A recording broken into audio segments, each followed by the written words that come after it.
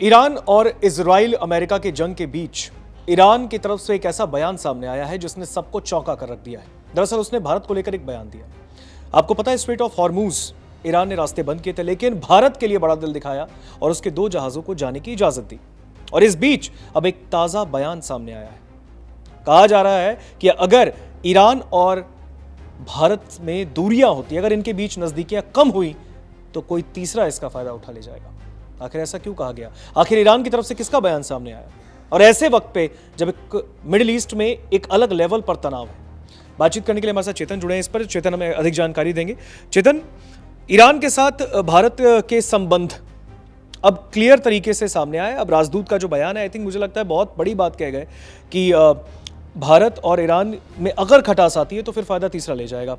ये तीसरा कोई भी हो सकता है। नहीं, देखिए, तीसरा की बात करने से पहले अगर हम भारत और ईरान के संबंधों को समझें तो हम ये देखते हैं कि अगर हमने अपना जो स्टैंड है वो स्टेबल करके रखा है, ईरान, अमेरिका और जो इजराइल का जो भी क्लैश चल रहा है, मिडिल ईस्ट में जो भी क्लैश चल रहा है, उसमें हमने अपना स्टैंड जो है वो बिल्कुल न्यूट्रल रखा है। हमने ये कहा है कि बातचीत से सभी समस्याओं का समाधान कीजिए, क्योंकि लड़ाई, जंग और कोई भी फसाद जो है वो किसी भी समस्या का हल कभी नहीं हो सकता। भारत का यही स्टैंड जो है वो ईरान को भी समझ आता है, और क्योंकि हमारे ईरान से आज के संबंध नहीं है, बहुत पुराने संबंध है, ये बात भारत भी अच्छे से समझता है, ये बात ईरान भी अच्छे से समझता है। और शायद इसीलिए ही जो ईरान के राजदूत हैं भारत में, फतली, उनका ये स्टेटमेंट मीडिया के सामने देना कि भारत हमारा बहुत अच्छा दोस्त है, भारत मित्र है, और उनसे जब पूछा गया कि स्ट्रेट ऑफ हॉर्मूज आपने बंद किया हुआ है, क्या भारत के जहाज आप आने देंगे, तो उन्होंने सीधा कह दिया था कि 2-3 घंटे रुकिए ना, खबर अच्छी मिलेगी। और उसके बाद खबर अच्छी मिलती है कि जो 2 जहाज हैं वो स्ट्रेट ऑफ हॉर्मूज जो है वो पार करते हैं और भारत की तरफ तेजी से बढ़ रहे हैं।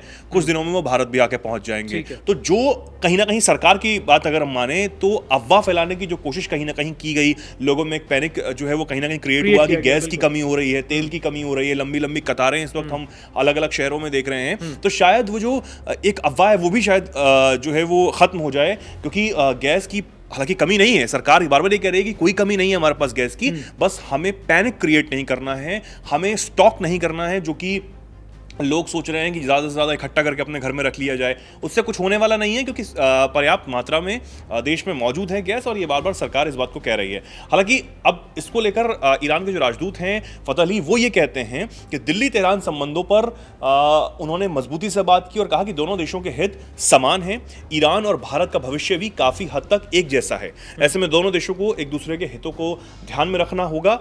दोनों देश ये सुनिश्चित करना चाहिए कि कोई तीसरा देश हमारे बीच में आकर किसी तरह का फायदा ना उठाए। आगे वो कहते हैं कि ईरान और भारत के बीच किसी भी तरह की दूरी का फायदा उनके दुश्मन उठा सकते हैं। ऐसे में दोनों देशों को लगातार जुड़े रहना चाहिए। दोनों पक्षों में अपने मतभेदों को सुलझाने और मिलकर काम करने के लिए राजनीतिक और सामाजिक परिपक्वता मौजूद है।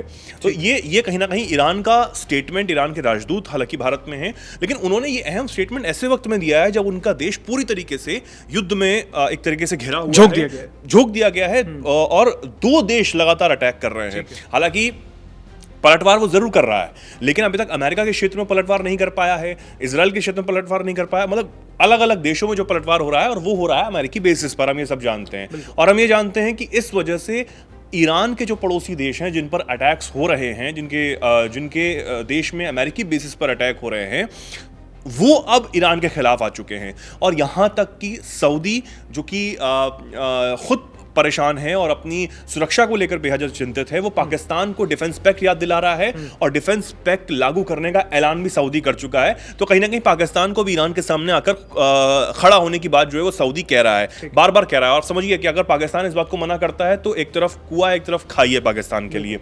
लेकिन ये बात यहां पर की, और इस बीच जैसे ऋतिक आपने बताया कि ईरान की ओर से भारत के जहाजों को हॉर्मुज स्ट्रेट जो है उससे गुजरने की इजाजत मिल गई है। ये बात भी, इस बात की पुष्टि भी खुद जो राजदूत हैं ईरान के उन्होंने की। उन्होंने कहा कि हमने भारत के जहाज़ों को गुजरने की अनुमति दी। हालांकि मैं आपको नहीं बता पाऊंगा कि कितने जहाज़ों को अनुमति मिली है, इस पर ज़्यादा जानकारी देना ठीक नहीं है, लेकिन फिलहाल जो खबरें चल रही हैं उसमें 2 जहाज़ों की बात सामने आ रही है। ये बात यहाँ पर सामने आई है। उन्होंने प्रधानमंत्री नरेंद्र मोदी और ईरान के राष्ट्रपति पेजेश्कियान के बीच हाल ही में जो फ़ोन पर बातचीत हुई थी, जिसका जिक्र खुद प्रधानमंत्री ने भी सोशल मीडिया पर किया था, इस पर बोलते हुए राजदूत कहते हैं कि मैंने इस बातचीत को संभव बनाने में अपनी ओर से मदद की। युद्ध के दौरान तेहरान के साथ संचार में आ रही बुनियादी दिक्कतों की वजह से ये बातचीत थोड़ी देर से जरूर हो पाई है, लेकिन ये बातचीत जरूर यहां पर हुई है। खाड़ी देशों को निशाना क्यों बनाया जा रहा है, इस पर भी उनसे सवाल किया गया। इस पर जो है उन्होंने बोलते हुए कहा कि हमने हमेशा अपने पड़ोसियों का सम्मान किया, हमारा मकसद पड़ोसी को परेशान करना नहीं है, लेकिन अमेरिका को जवाब देना जरूर है। ठीक है। तेहरान में हमलों के बाद हमें अमेरिका को इसका जवाब देने को मजबूर होना पड़ा। ईरान ने साफ तौर पर कहा कि खाड़ी देशों को कोई नुकसान नहीं पहुंचाया जाएगा, हमने खाड़ी देशों की संपत्ति या लोगों को निशाना नहीं बनाया, हमने अमेरिकी सेना के ठिकानों पर मिसाइलें दागने का काम किया क्योंकि अमेरिका हमारे ऊपर हमले कर रहा है, हमारे अस्पताल और स्कूलों पर बमबारी की गई। और इसके बाद जब उनसे सवाल किया गया कि भाई अब इसका अंत कैसे है, तो उन्होंने ये कहा कि ईरान ने बार बार साफ किया है कि वो बातचीत को अहमियत देता है, लेकिन युद्ध के लिए भी पूरी तरह तैयार है।